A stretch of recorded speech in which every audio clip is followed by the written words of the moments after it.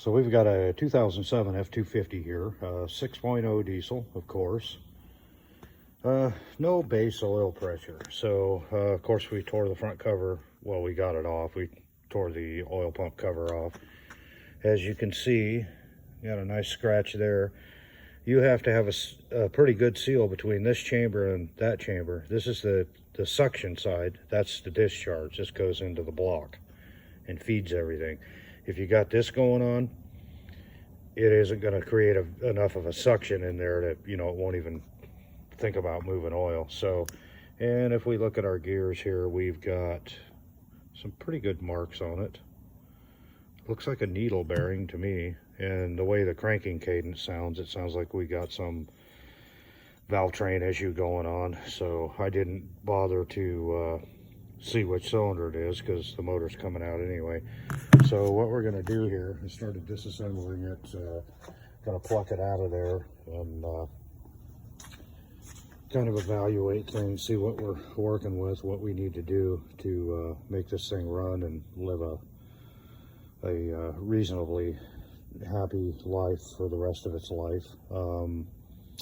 You know, I mean, ideally you would short block it, but we'll see what we have to work with. If we've got enough good stuff to work with here, we can save maybe a little bit of money and you know, still kick out a good product. So the other thing we got going on here is we have a 2003 6.0 that came over here on a pallet. We're gonna do the full meal deal on this one. I'm hoping the crank's good. I don't find too many bad cranks in these. Usually they're all in spec and pretty damn nice. So probably, hopefully, haven't measured anything yet. We'll probably, you know, put some pistons in it, put some pistons in it, cam bearings, rod main bearings, you know, check the upper bushings in the rods. I know sometimes those get loose and they'll be a little bit noisy. So I know they're tapered, so I've seen some rods, some remanufactured rods, and they've actually sanded into the iron on the rod, and which I don't like, because you're making that, you know, what idiot would do that? But anyway, so we got a set of fish rods, a set of Johnson lifters here for it. I haven't used these on the 6.0, but I took some initial measurements, and where are we at? There we are.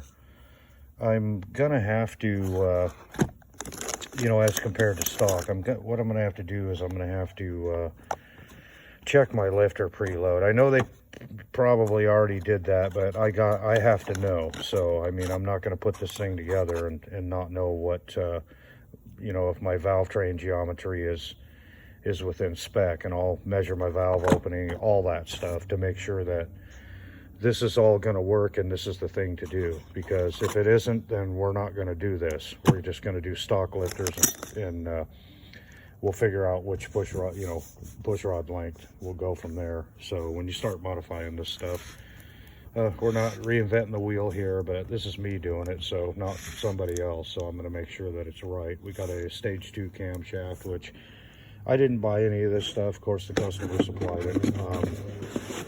What else do we have here?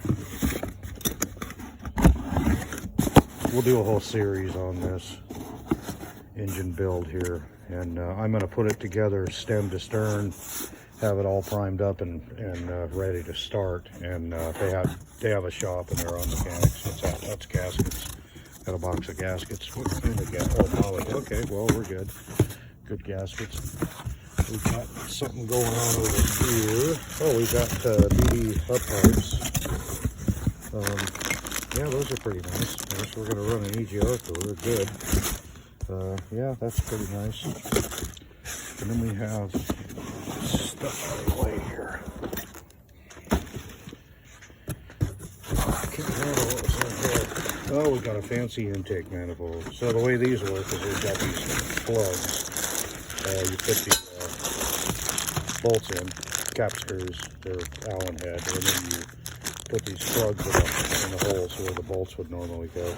So the idea behind that is you got more of a free-flowing manifold. You don't have those, you know, all those things sticking in the way there of the airflow. So, you know, I suppose that's okay. I don't know if it's worth the money or not, but not my money, so I guess I don't care. So anyway, there it is. What else did we get? We got some kind of a new turbo here. Got some ARPs right there too. I don't know who makes the turbo. KC Turbo. Okay, yeah, it should be a pretty good one.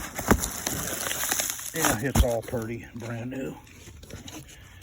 And then he also bought these cylinder heads, and they're O-rings. They're from, I don't know who made. They're from Kill Devil Diesel. Never heard of them, but I'm sure all you hot rodder forum guys have. And they've got O-rings in them. And the problem with these is that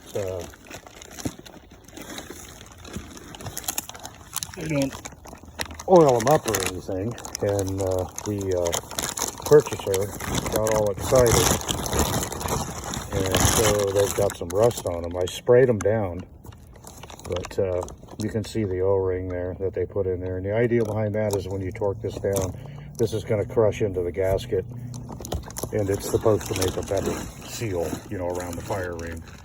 So in theory, sounds good. In practice, well, we don't know. You know, there's guys on both sides of the fence.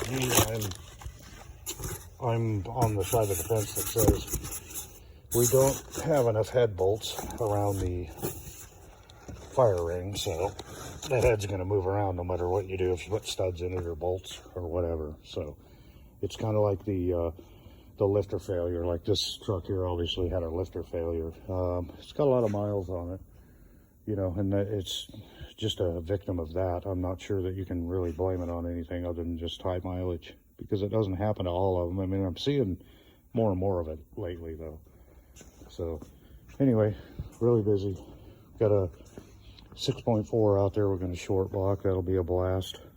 And even have a Cummins we're going to do a 6.7 we're going to do a head gasket on, I think. You know, unless the heads are a block or something's cracked, but because it's all jacked up, of course. Anyway, follow along. We'll do that. We'll do this and have a lot of fun. Thanks.